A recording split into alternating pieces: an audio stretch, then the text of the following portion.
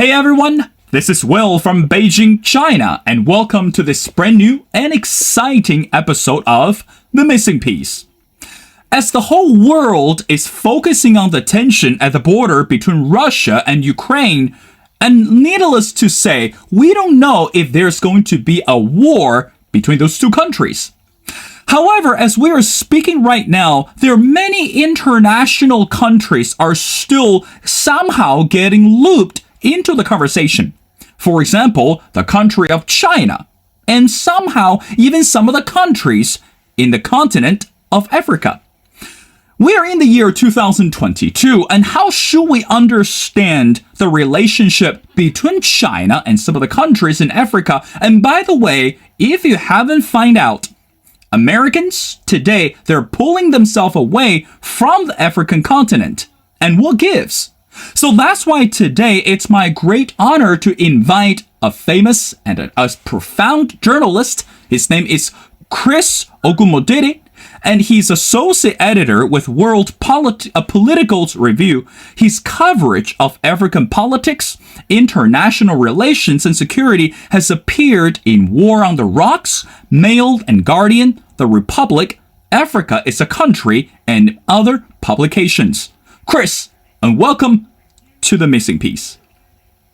Thank you very much. It's a pleasure. Chris, I want to get started with something more relevant to our international viewers at this moment.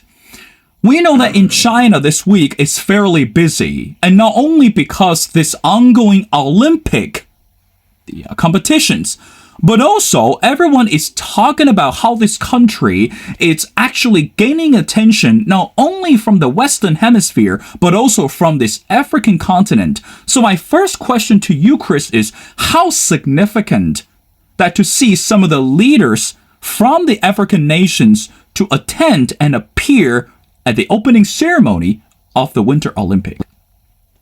Yeah, it's fairly significant. African countries and China have had a long dated relationship, which actually spans longer than, is commonly assumed. Whenever you read in typically Western press, they talk about the last 20 years, but in reality, at least if you want to scope it to modern contemporary times, African relationships with China date back decades. I remember as a young boy, my mother would tell me things about when she was growing up, her mother and her grandmother were traders in Lagos, Nigeria, and they had Chinese business partners. They sold Chinese goods. They had Chinese commercial relationships, and this is my mom grew up in the 50s and 60s. This is literally 6-7 decades ago, and this is not just Nigeria. This is other parts of the continent, on the in East Africa and Southern Africa and West Africa, where we're from, and in North Africa. So the fact that African leaders attended the opening ceremony as well as other exhibitions of the relationship between Africa and China is simply testament to the fact that this is a long-dated relationship that's perceived to be mutually beneficial for China, for Africa. African countries and African people want broader relationships with the world. They are looking for industrialization. They're looking for economic development.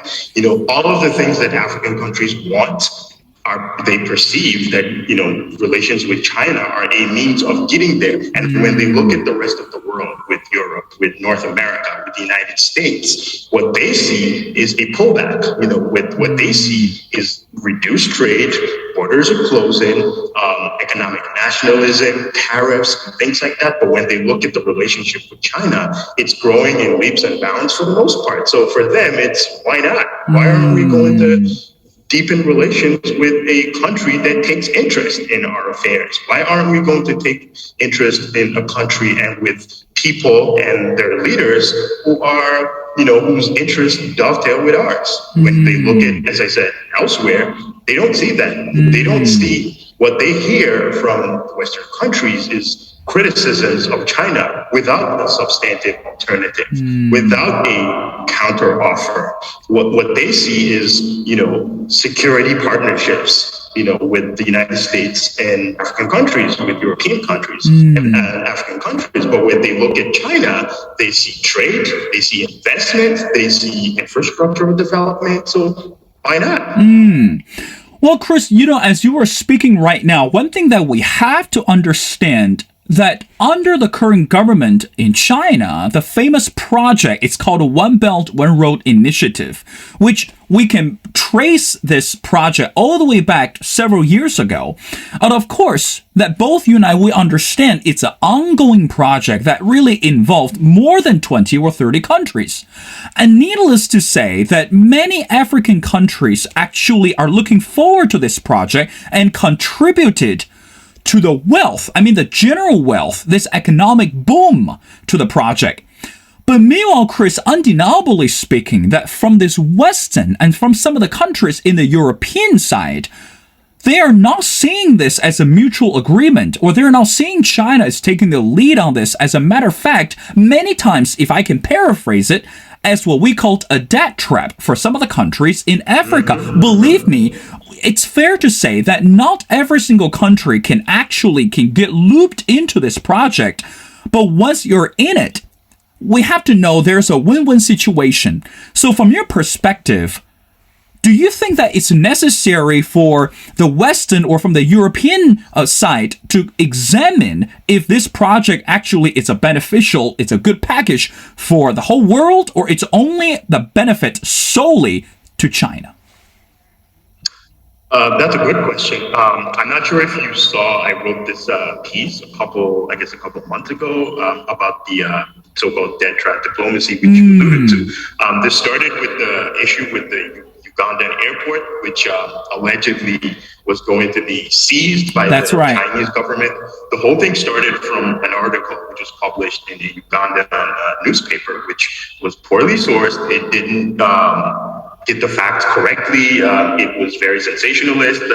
It misunderstood. It talked about sovereign immunity, but I spoke to a bunch of international commerce lawyers who told me, and read a lot of other commentary by other specialists who said, that phrase has a different meaning as far as international commercial law is concerned. So, and that journalists didn't understand it. And I'd also read in Nigeria, for example, when a similar topic came up in 2020, where the Minister of Transportation in that country talked about sovereign immunity again, and a similar piece was written. It was poorly understood. So, that's the background, right? But then I noticed immediately a lot of, especially not only, but a lot of especially Western commentators, journalists, politicians, think tankers just ran with the story. Like, this is what we told you, debt trap diplomacy. It's neocolonialism and all of this stuff. And I noticed that, first of all, that was wrong, number one, because that's not what was happening. There were, by the admission of the Ugandan government, there were some mistakes that they had made as far as the negotiation with the terms and conditions of the loan. But as far as the central claim of that article, that the airport was going to be seized, was wrong. And there was no attempt to actually check if it was true or if it was not. And then I wrote this long thread, which got some engagement, essentially talking about what I did write about in that article, that here's what I see when I hear debt trap diplomacy. Like, it's an agenda. It's part of this geopolitical competition with Western countries, but especially the US, where anything that makes China look bad, they're going to run with it. It's debt trap diplomacy. It's bad infrastructural projects in African countries. They're not going to check the facts. They're not going to ask questions. They're not going to think about what African countries want, because that's also important. That is a thing that I always see whenever this topic comes about. And this is what I see a lot when, I read about debt trap diplomacy and a new Cold War, as it were. It's always this binary framing, and that African countries are spectators. There's never this understanding that, hey, maybe African countries want to engage with China. Maybe African countries have interests of their own. Maybe African countries don't want to be pulled into a so-called Cold War. Maybe, and when I talk to African policymakers and political leaders, they always say to me, and this is across the board in the continent, that look, we don't want to be pulled into a Cold War. our relationships with China are beneficial. We understand that. They understand that. And we want the rest of the world to understand that. So when they hear like Secretary of State Antony Blinken talk about, the United States is a better alternative, implicitly, not directly, but this is Right, essentially what right. he was saying when he came to Nigeria and Kenya, and saying how, essentially implicitly that Chinese relationships are damaging for African countries, and then you had the commander of AFRICOM who said something similar a couple, I think last year. So what you see is this attempt to besmirch the Chinese reputation. And unfortunately, it does have some resonance, because when you look at some countries where genuine attempts or instances of malfeasance on the part of Chinese companies and individuals have happened in those countries, or like in Zambia with its debt issues, those have been blown up into a larger statement of Right. Africa as a whole. So in some parts of the country, there is some resonance because of genuine instances of malfeasance. But in the broader picture, that nuance of what's happening in East Africa, in Southern Africa, in West Africa, in Central Africa, it's missing. And it is because of this geopolitical rivalry of sorts, where China is the boogeyman and the West is where the good people.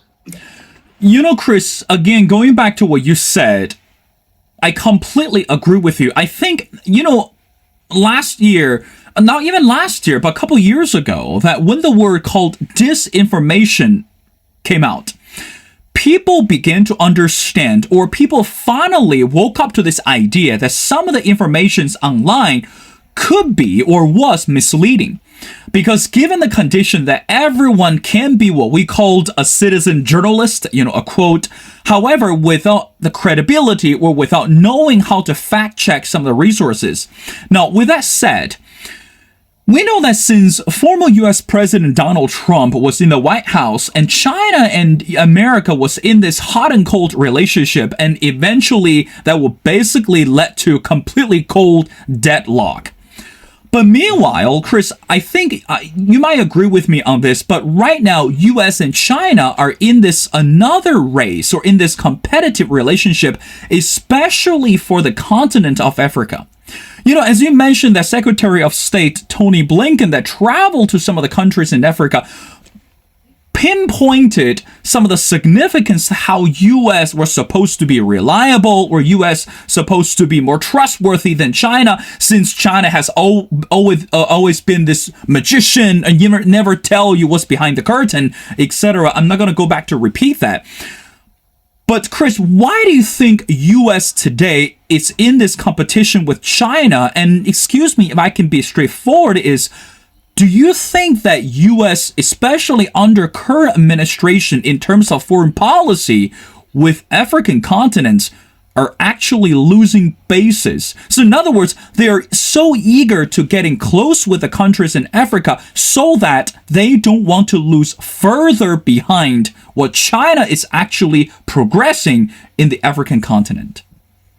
So I'll start with the first question as to why the U.S. and China are locked in a geopolitical strategic competition, Right. as the terminology in Washington is referred to. I think it's a broader, in a sense, Donald Trump essentially was a vanguard for this shift in Washington, a bipartisan shift, by the way, because I think it's pretty clear at this point that both the Democrats and the Republicans are on board with this competition with China. I commented on this tweet by Speaker of the House Nancy Pelosi, I think a week ago, 2 weeks ago, when she talked about Chinese trade activities and the behavior of Chinese companies, or I might be wrong with the details, but that was like the gist of it. So it's clear that this is a liberal Democrat who's saying that a conservative Republican could say. So there is a bipartisan consensus that China is the main geopolitical rival. And I think this is a realization that Beijing has come to a point where it sees itself as an equal, or a competitor at the minimum. So, and this is not Beijing is pushing back in some ways against things that it would have let go a couple decades ago. And that makes a lot of people in Washington very uncomfortable, especially when you look at the landscape of the world where, American influence has declined relatively, not in absolute terms, but in relative terms. And that makes a lot of, especially premicists, of which in Washington, those who hold power, that's a majority, right? So Right. a lot of people are not comfortable with a world where American unipolar power is essentially what sets the terms in the so-called international order. And that's what drives this geopolitical competition, that America wants to be, the top dog, as it were. America wants to dictate the terms and conditions of international politics, and anything that looks like a competition is unwelcome in Washington. So that's the big picture. As far as in Africa, this is one thing I always try to explain, which I feel like people don't appreciate as much. The U.S. is locked in this, hot and cold pattern where, on the one hand, the United States wants or at least it recognizes the vitality of, the young people in Africa, and the majority of the continent, by the way, is young people. That's average right. age on the continent is 20. In Nigeria, where my family is from, it's 18. Wow. In some countries, it's 16. Africa is very young. West Africa is the youngest sub-region in the world. Literally. In countries like Mali, Nigeria, Guinea, the median age is 18, 19. So this is a very young continent. A lot of interesting, beautiful, dynamic stuff is going on in sports and culture and technology, but also in politics. And, of course, the legacy of colonialism means that, the Western influence is very much, the legacy is very much entrenched in Africa, in, former British colonies, former French colonies. And, these are all Western spheres of influence, which the United States has benefited from because those countries are allies of the United States. But more so when you look at Nigeria, Kenya, South Africa, Zimbabwe, Ghana, these are large English-speaking countries where the United States does have a lot of cultural influence and relevance. And the United States wants to essentially benefit from that, but does not want to invest the kinds of that's right, significant efforts that it would take to deepen that relationship. So, as I said, trade has declined with the U.S. and African countries. Political relationships are mostly state to state. The length and breadth of American partnership with African countries is mostly security, the military, the defense, intelligence. It's not commercial relationships. It's not investments. It's not physical infrastructure. It's not cultural exchanges. It's not the things that, I guess China is doing, right? And the United States is locked in this hot and cold of, we want the influence, but we're not willing to invest. And I wrote something about this a couple of months ago, explaining why that is. It's a couple things. One, they simply don't know any other way. Like, the United States has had a pattern of relationships with African countries, which is built around, you must hold elections. You must have good governance reforms, neoliberal reforms, and in the post 9/11 era, security partnerships. And that's it. There's not a lot of economics. There's not a lot of industrialization. There's not a lot of growth. When you look at the African Continental Free Trade Agreement, the AFCFTA, the United States is trying to pursue bilateral agreements with countries like Kenya, with Morocco. Meanwhile, China supports the AFCFTA by and large, of course. China, at this point, is the largest trade partner of the African continent as a whole. Trade between Africa and China, two-way trade between Africa and China last year was, I think, $200 billion, dollars. With the U.S., it's a fraction of that. With Europe, it's a fraction of that. And ultimately, that reflects the fact that the U.S. does not view Africa as strategic. It doesn't. When you look at American interests, they are Europe, they are the Pacific, Central and South America, because it's within what the U.S. considers to be its sphere of influence, the Monroe Doctrine and all that stuff. And I guess the Middle East, although that's changing, but by and large, Africa is, peripheral to American interest. Beijing does not look at it like that. Beijing looks at the African continent not just as a means to geopolitical influence, but as a partner of economics, trade, green investment, technology. In Nigeria, well, in Senegal and other parts of West Africa. When you look at smartphones, for example, the majority of people use Chinese smartphones, Chinese laptops, Chinese gadgets. When you look around, who's building the bridges, the roads, the trains, a lot of that is Chinese. So, you don't see that from the American side, from the European side. So to a lot of people, it's very evident, and that includes me, it's very evident that the United States does not regard Africa as important or important enough. And that's clear. It's clear from how Washington, the political class, engages with the topic of Africa. It's clear from how the media, from how think tanks, from academics. In Beijing, it's the opposite. Xi Jinping engages with African heads of states and government directly. That's you right. don't get that with the United States.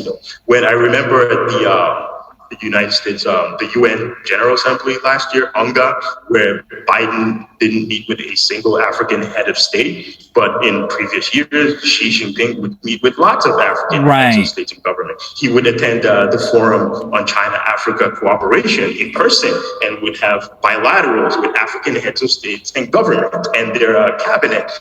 It's the things like that that just, tell the story. Actions speak louder than words. That's right. When you look at the actions from the United States, there's just not a lot. Right. Well, Chris, one thing that you pointed out, and again, I 100% agree with you, is indeed actions speak louder than words. Now, let's continue with our conversation. I really appreciate one of the articles that you wrote, and if I'm not mistaken, I think it came out this year, that regarding this whole democracy summit, that it was initiated by Joe Biden, who is the current president in the US. For centuries, that ironically, that people tend to believe that when we look at the word democracy, or when we look at this full measure of democracy, most likely that we would turn into the United States. But somehow, people tend to believe that today, not again, when I say people, that means the international communities. People will say US today, it's no longer the role model for democracy, given many conditions. But meanwhile, as Secretary of the State, Tony Blinken's travel around the world and starting to believe or starting to spread the idea to say we need to bring democracy to any other countries, especially in the continent of Africa. Isn't that ironic that today, even Americans on average, no longer believe democracy is being well preserved domestically? Why bother to bring this or even continue this journey in other continent? Are you with me? You see, so does that mean that African countries today that can rely on America to be the savior or to be the solution to the political corruption or to the political distortion? What is your take on that? Yeah, no, that is a very good way to frame this. That's certainly what I've said in the past, on both in social media, in my writings, but also in conversations with people. I hear this a lot from policymakers, administration officials across the continent. I remember on the January 6th last year, of course, the storm on the Capitol. I remember when I saw a cabinet minister in Cote d'Ivoire a couple of weeks after, and we were talking about just world politics, and then the topic got onto the inauguration of Joe Biden, and then we talked about the Capitol storming, and then he says something to the effect of and so the Cote d'Ivoire had elections a couple months before that were controversial, and then the United States put out a statement, and then he said something to the effect of, here they go, lecturing the world and us about our elections, but, they're essentially attempting a coup and things like that. That's right, yeah. That's something I've heard a lot across the board, and not just Cote d'Ivoire, but Nigeria, from friends in Kenya, from policymakers in Zambia, across the continent.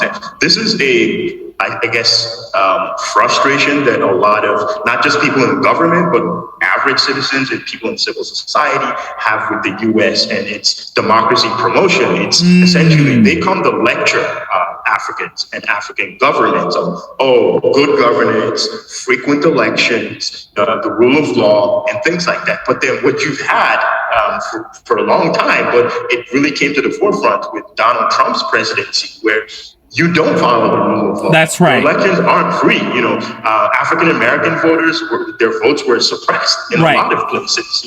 They had to wait in long lines in their communities, and there's been several states who have attempted to tighten voter ID laws and other means of voter suppression.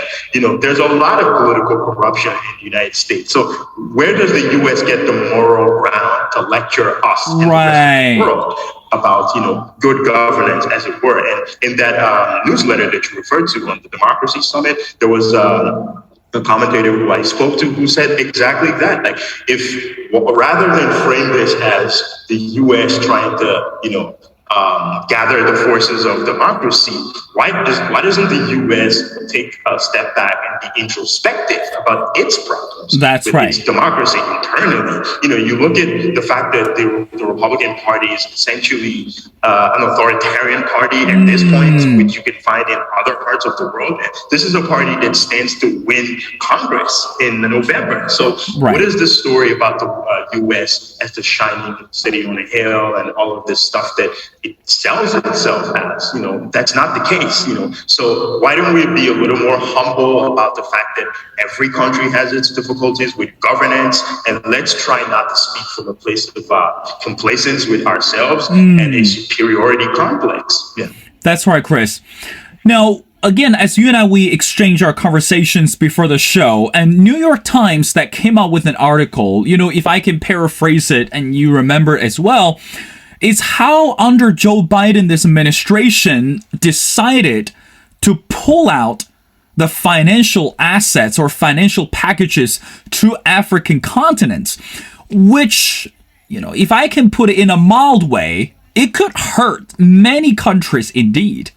And of course, because, again, as you mentioned, the trade relationship between African countries and the U.S. decreased drastically. I mean, not just due to the political reason, but also going back to this economic and social changes as well. So I want to know from your perspective, once that deal became reality, or once that deal or the whole decision came into picture, how would you think that is going to influence or maybe further damage the relationship between African countries and the U.S.? But meanwhile, I think that could give a lot more leverage to China, because again, China is looking for ways to plug in, and again, China has never said that on the front to say we're trying to replace the United States. But meanwhile, we're trying to say, hey, listen, once you lose that side, we are the one who's always by your side, don't you think? Yeah, I mean, again, this is a question that when you ask people in government across Africa, but also outside of government, and the private sector and civil society and journalism, this is the one question they will ask you. That if China is so bad and it's this, it's that, well, what's the alternative, right? So Biden has pitched B3W, under the Trump administration. They had Prosper Africa, which essentially went nowhere. The EU is set to unveil the global gateway, although that's not specifically for Africa. It's for the broader developing world. But Africa, they say, will be a large component of that. African people broadly will always ask you, well, if China is not doing this, it's not doing it, why don't you try to do it? Why don't you try to get better at it? And as I said, when you look at the preponderance of evidence, there's just not a lot there as far as the U.S. is concerned. When you go to any African city, whether it's Lagos, whether it's Dakar, where I'm at, whether it's Nairobi, whether it's Johannesburg, you will see Chinese projects. You will see Chinese technology.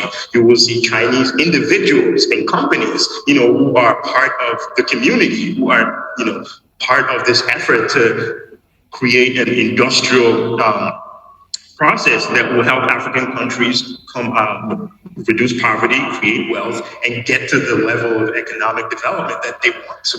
It's just not the same as far as the US and Europe is concerned. So the fact that the United States is, coming to this realization that it wants to go into a strategic competition with China, thereby reducing its commitment in parts of the world that it regards as peripheral. Well, Africans read the writing on the wall, and that's their cue to deepen relationships with China, because they understand that the US is a little distracted right now with trying to outdo China. So we are, I guess, a casualty to that in some sorts, where they're reducing, their investments and things like that, and want to focus it in where the U.S. feels like it can get the biggest returns on investment. Meanwhile, China is doing the opposite. At least when you look at the trade portfolio, that's what it tells you. When you look at the Forum on China-Africa Cooperation and the agreements and the deals that were struck, sure, there's been an evolution of sorts, but in the broad picture, it's a deepening relationship. So Africans, whether in government or outside of government, can see that. And of course, it's going to give China more leverage. I mean, why wouldn't you take interest in somebody or a group of people who take interest in you? That's just common sense. And why would you want to pursue broaden relationships with people who at best tell you nice words and things like that, but the substance of a broadened relationship is just not there? So that's the conclusion that Africans can come to. So of course it's going to deepen China's leverage as far as relations with the world, because it's part of a pattern. And I always try to make this clear to people that Africa as a continent is 1.3 billion people. It is a large continent, and the fact that China is interested in pursuing deepened relationships with a continent that's almost the same size as its own population, that says a lot. So the fact that the United States cannot understand that Africans don't want to be, casualties of a great power competition speaks to the, I guess, the lack of strategic acumen in Washington. Chris, I know you're fairly busy. Stay with me. I only have 2 more questions before letting you go. Now, let's talk about the younger generations, Chris. Now, right now, I am living in Beijing. I can see that how the Chinese millennials today, not only they're actively engaging social impact, but also they are trying to voice their opinions and their views owing to political shifts. So I want to know that since you are on the ground and located in the continent of Africa, Chris, can you briefly tell us how would you describe the younger generations today in Africa, and how active are they in terms of participating the local or even national political changes or social matters? So I would say the youth on the continent, which, as we said, are the overwhelming majority, are very politically active. As far as, let me start with voting. As far as voting, it varies. In some parts of the continent, they're vibrant, like in Senegal, where voter turnout rates tend to be relatively high. They vote in large numbers. So there was a recent local elections across the country. The young people were a big part of the mobilization, the get out the vote efforts, the message dissemination and things like that. So they're very active in Senegal. In Nigeria, where I'm from, as far as voting, it's a lot different, where turnout rates are frankly quite low. In the last presidential election, it was 35% of the voters who turned out. With the youth, it's possibly worse than that, actually. It's maybe 25 or the high 30s. In parts of Southern Africa, again, it's much higher, so it varies. But as far as other means of participation, like forming activist groups, whether it's intellectual spaces, it is very vibrant. I've written a lot in recent years about the growth of protest and social movements in West Africa and beyond. There's been a bunch of them. There's been Fix the Country in Ghana. There's been NSARS in Nigeria. There have been rape movements in Kenya and South Africa and Zimbabwe. There have been protests against the military in Chad, in Sudan, in Guinea. There's been so much of substance that's happening with the young people as far as the politics. There's always this rhetoric that I always see, typically in Western media, about how the young people, are not as active and things like that. That's not what I see. What I Mm. see is young people who are frustrated with the structure of politics, but are trying to create alternatives to what is on offer. And that's why you see a rise in a lot of social movements. That's why you see a rise in activism. That's why you see a lot of protests. That's why you see a lot of digital activism, as you alluded to with in China, where the millennials and the young people are very digitally connected. It is the Mm. exact same way on the continent, where young people use the internet to do a lot of things, to Mm. mobilize themselves, to help each other economically and financially.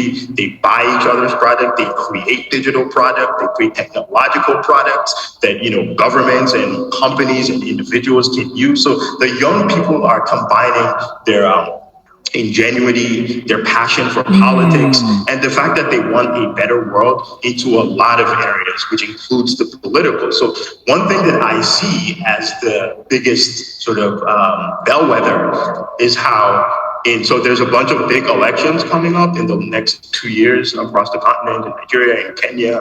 Kenya will get its election this year, as will Angola, Nigeria, and Democratic Republic of Congo next year, South Africa in 2024. So this will be a test for how the young people can channel all of that Mm. energy, all of that passion, all of that creativity into politics. And I guess we will see how that's going to turn out. But the young people are certainly very fired up. Mm. I talk to a lot of activists, I'm friends with a lot of activists. I participated in a lot of social movements, and the energy, the desire, the drive, the vitality, it's all there. It's all there. Chris, I want to end our conversation with what's going on right now, and I'm sure that you also pay attention between Ukraine and Russia at this moment. And throughout the media, that Joe Biden has already sent troops to the borders of Ukraine in order to send the messages to the country of Russia and directly actually to the leader, which is Vladimir Putin. I am not going to ask you to analyze the tension between Russia and Ukraine, but one thing I want you to help me, or maybe help our viewers to understand. Do you think, let me rephrase that question this way. How likely do you think that US is actually going to step into to help Ukraine if the war to take place? Because a couple weeks ago, I talked to one of the think tankers who's located in Ukraine. For centuries that this person has been saying that it's all a bluff. It's all about the bluffing. US, it's not going to officially go to war, or it's not going to shoulder the responsibility once Russia decide to take action against Ukraine. So from your perspective, do you think that this time Joe Biden or the entire US government is going to just be a bluff, a pep talk, or actually they're going to put action behind their words? As far as sending military forces into Ukraine, I do not see that as a possibility at all. And for a lot of reasons. One, there's just not the political consensus to do that. There's not the public desire either. The public is overwhelmingly against a commitment of the American forces to any combat operations, but most especially in a country or a region of the world where there's not some kind of defense pact or an alliance.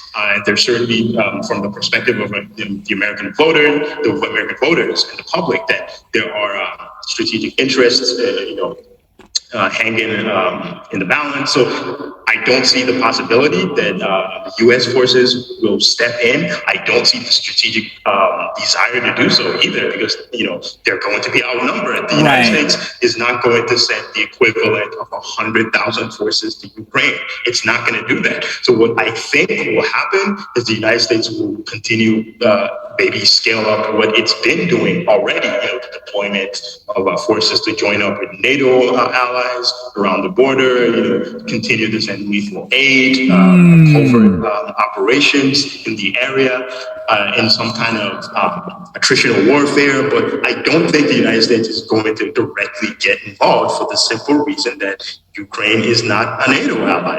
And, I think as far as the United States is concerned, Joe Biden would rather do what he considers to be the bare minimum without involving American troops, not least because there's a midterm election in November, and the last thing the Democratic Party wants is to commit American forces, to a conflict which will certainly involve the killing of a lot of American troops in a conflict that, as I said, it is not regarded as strategic to American interest. I just don't see that as a possibility.